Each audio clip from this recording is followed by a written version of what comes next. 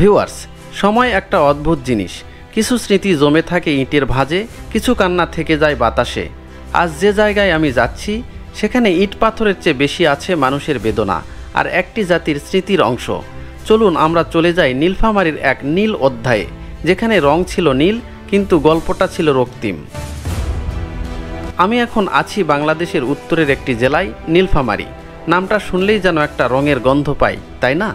কিন্তু এই রঙের পেছনের গল্পটা মোটেই রঙিন না। এই শহরের নাম এসেছে নীল চাষ আর নীল খামার থেকে, যা একসময় ছিল কৃষকের জন্য বিভীষিকা। কথিত আছে নীল খামার থেকে নীলখামারি আর সেখান থেকে নীলফামারী। তবে একে কেউ বলেন নীল ফার্মার, এর অপভ্রংশ। বিতর্ক থাকলেও একটা সত্য অস্বীকার করা যায় না, নীলফামারী মানেই নীল চাষের ইতিহাস। 18 শতকে ইংল্যান্ডে শিল্প বিপ্লব ঘটে, আর সেই বিপ্লবের পেছনে দরকার হয় এক জিনিস, নীল রং। এই রং জোগাড় করতে গিয়ে ব্রিটিশরা নজর দেয় আমাদের মতো দেশে। নীল রংটা যেমন সুন্দর, ইতিহাসটা ততটা সুন্দর নয়।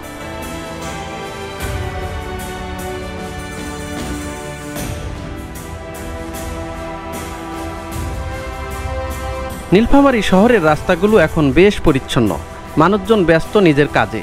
কিন্তু শহরের এই সরল চেহারার আড়ালে লুকিয়ে আছে অনেক না বলা কাহিনী। যারা আজ এখানে হাঁটছেন তারা হয়তো জানেনও না, এই মাটির নিচে চাপা পড়ে আছে অনেক কান্না, অনেক রক্তের গল্প। তখন হাসি ছিল না, ছিল শুধু ভয় আর অনিশ্চয়তা। নীল চাষ শুধু একটা কৃষিকাজ ছিল না, ছিল এক প্রকার দাসত্ব। বহিরাগত সাহেবদের জন্য কাজ করতে হতো নিজের ইচ্ছার বিরুদ্ধে। তারা কোনো কথা শুনতো না, শুধু চাইতো ফলন আর মুনাফা। এই জেলার অনেক জায়গায় এখনও পাওয়া যায় পুরনো নীলকুঠির ধ্বংসাবশেষ। সেই কুঠির ভেতরে একসময় চলতো শাসন, শোষণ আর নিপীড়নের রাজত্ব। এখন শহরে চারপাশে দোকানপাট, শিক্ষা প্রতিষ্ঠান, মোটরবাইক আর মানুষের কোলাহল শোনা যায়। কিন্তু আপনি যদি একটু মন দিয়ে শোনেন, হয়তো এই বাতাসে এখনও ভেসে আসে কোনো চাষির চাপা কান্না, যার জমিতে নীল গাছ ছিল কিন্তু ঘরে চাল ছিল না। নীলফামারী আজ নতুন রূপে দাঁড়ালেও ইতিহাসের ছায়া এখান থেকে মুছে যায়নি।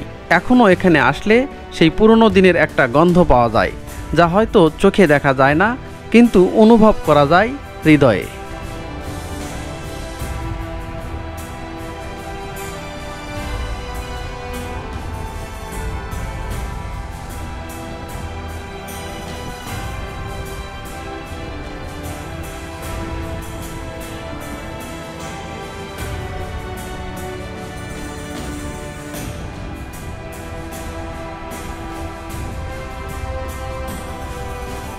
এই রং তৈরি হতো এক ধরনের গাছ থেকে, যার নাম নীল গাছ বা ইংরেজিতে ইন্ডিগো প্লান্ট।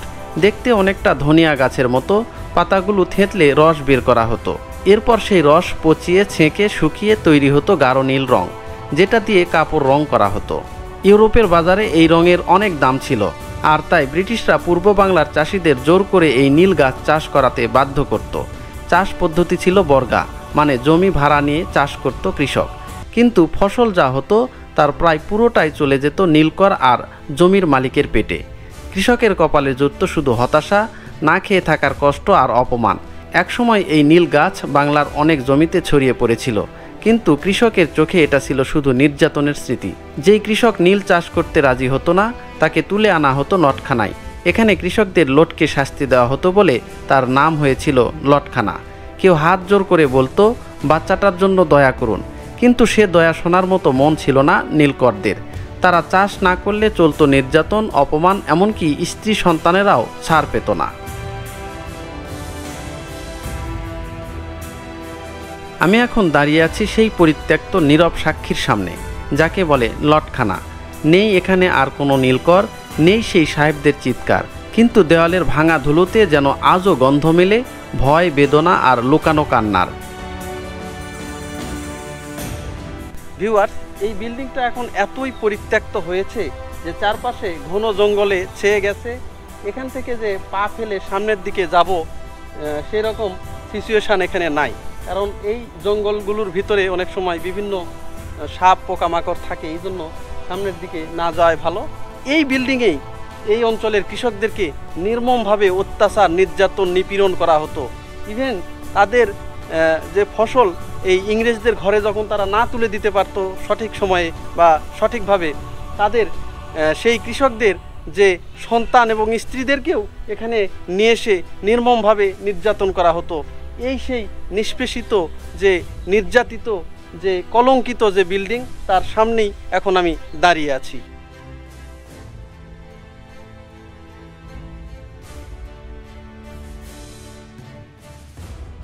এই দেয়ালগুলো দেখে মনে হয় যেন কেউ এখনও বলছে আমরা চাষ করতে চাইনি, তবুও করিয়েছিল।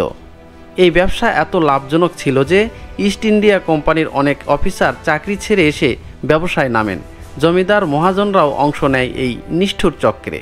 ভিউয়ার্স, আমি এখন বিল্ডিংয়ের ভিতরে দাঁড়িয়ে আছি।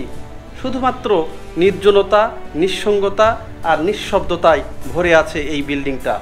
এখন আমি যেই জায়গায় দাঁড়িয়ে আছি, কান পাতলে মনে হয় এই ইটগুলো সাক্ষী দিচ্ছে যে এই অঞ্চলের যারা কৃষক ছিলেন, যারা নীল চাষ করত, তাদেরকে কিভাবে না নির্মম নির্যাতনের বলি বানানো হতো। এখানে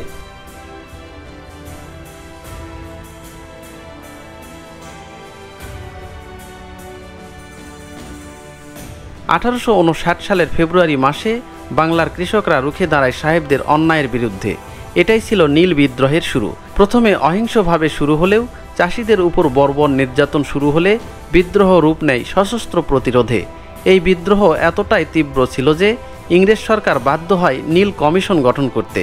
তারা স্বীকার করে, হ্যাঁ, কৃষকের অভিযোগ সত্য। অবশেষে 1860 সালে ব্রিটিশ সরকার চাষিদের পক্ষে রায় দিলে ধীরে ধীরে এই ঐতিহাসিক বিদ্রোহ এবং নীল চাষের অবসান ঘটে।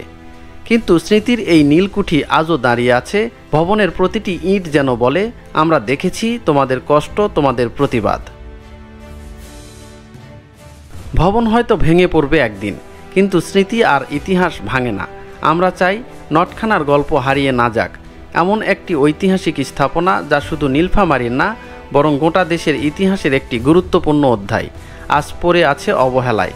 স্থানীয়রা চান এই ভবনটি সংরক্ষণ করা হোক, গড়ে উঠুক একটি জাদুঘর, নতুন প্রজন্ম জানুক তাদের অতীত, কিভাবে রঙিন এক নীল গল্পের ছায়ায় লুকানো ছিল কৃষকের অশ্রু।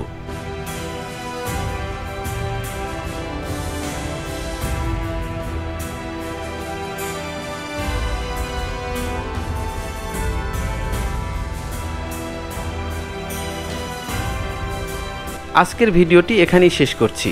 দেখা হবে অন্য কোনো গল্পে, অন্য কোনো পথে। সুস্থ থাকবেন, সুন্দর থাকবেন, আর ভিডিওটি ভালো লাগলে অবশ্যই চ্যানেলটি সাবস্ক্রাইব করে পাশে থাকবেন।